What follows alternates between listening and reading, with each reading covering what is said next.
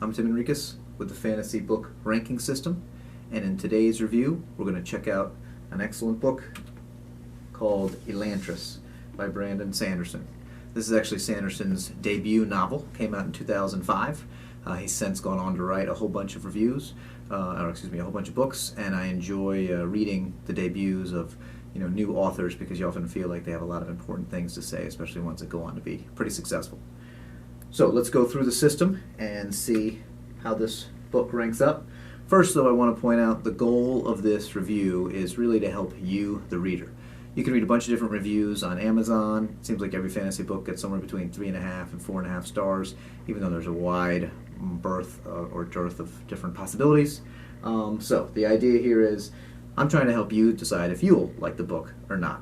And basically what I'm going to do is I'm going to compare key elements of the book that we're reading here and reviewing to other popular books. And if I like that and you like the same things I do, then we're probably going to be on the same page.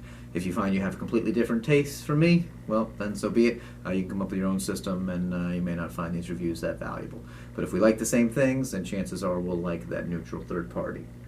Okay. I'm also doing this to help myself. I am an aspiring author. I've written 2 nonfiction books, but I'm trying to dip my toe into the fiction waters. I'm not doing this out of hate out of other authors. In fact, really what I wanted to do is to analyze the good things they're doing so that I can learn myself and make sure I try to include those things in the story. But let's get on with it. What I'm going to do is I'm going to rate the book on 15 different variables, usually on a score of 1 to 10. 10 is phenomenal, truly awesome, and I'll give you an example of that.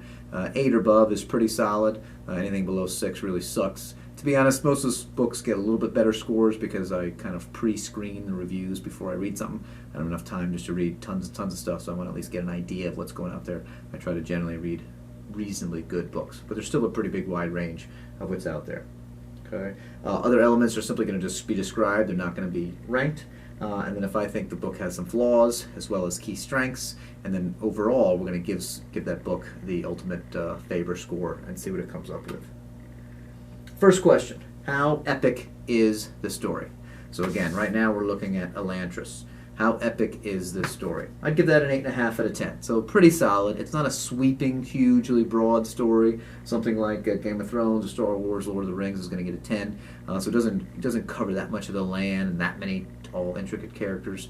It's a single novel, but it's not missing in this division. How well written is it? I thought it was quite well written. I enjoy Sanderson's style, and I particularly thought this book in general was very well written, so I'd give that a solid 9, which is pretty high marks. Name of the Wind and Game of Thrones would get a 10 in that category. How real did it feel? This is something that you'll have to decide if it's important to you or not. But by real, I mean, could you really feel like you were there with the characters, kind of that nitty-gritty, real things? I would put the First Law trilogy and Game of Thrones as a 10 on this. And I would give this an 8.5. It definitely had pretty real elements, but you could still tell, it's a fantasy story, and you didn't always see yourself kind of there. I felt most of the time like you were a little more of an observer. What lessons are taught? I thought he did a good job, especially with the debut authors. They often have things that they really want to say, kind of there's a reason why they're writing. And I thought this kind of taught you to look at life just a little bit different, some interesting kind of perspective. So I'd give this a 9 and a 10, which is pretty solid. Is the book a page turner, right? So how fast, once you get started, how fast do you read it? Do you go through? I should point out that I read this book about 18 months ago, so I'm kind of going off memory of that. But yeah, once I got into this book, I pretty much plowed through and finished pretty fast, so this was a 9. Things like the Da Vinci Code, Maltese Falcon, those kind of thrillers, they would tend to be 10s in that category. Fantasy books, tough to get up to a 10. How memorable is the story? I like the story a lot. I thought it had kind of a cool element. Like I said, 18 months later, I can still remember the story pretty well. Some of the more finer details, definitely the broader characters, kind of the overarching theme of it. So I thought it was quite memorable. So I'd give that a pretty solid 9. And I think that's a pretty important category in my opinion. How memorable are the main characters? So the main characters in this story, pretty memorable. Names, not so much, but just kind of general actions and just kind of the way they looked at things, particularly kind of the one main character is pretty good. That's not a strength of this book, but it's not a major weakness either. So I'd say 8.5. Something like Conan would get a 10 in that category. It's a character you remember forever.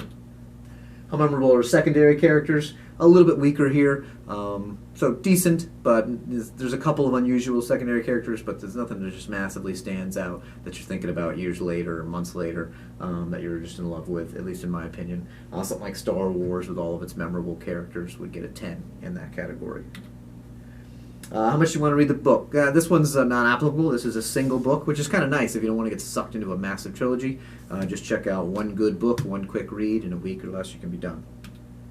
How readable is it? I'd give this book an 8.5. Just being blunt, I have not read it a second time, but the way Sanderson writes is pretty insightful and deep enough, so I could see value in definitely reading it again. It's not something I think you would just pick up a massive amount like Shakespeare, but it's pretty good. Game of Thrones will get a 10 for that. Now we're going to talk about how clear good and evil is. So some readers really like to know there's a very clear good and evil, and then others kind of like it when it's more mixed, almost more real, so to speak. But this one had pretty clear good and evil. You kind of knew the characters were good, probably rooting for them. The author wanted you to root for them, and then there were some characters that were evil, and it was pretty clear. Something like Star Wars would also, especially the episodes 4, 5, 6, would get a very clear ranking of good and evil. How prevalent is magic? So some people like really high levels of magic, something like Harry Potter where there's magic going on all the time. Other people like really low levels of magic where it's really rare and mysterious and almost never happens. I would put this on relatively low. There's elements there. Basically, the world used to have lots of magic, but now the magic's broken, and so there's very little magic that's kind of taking place, and they're trying to fix it.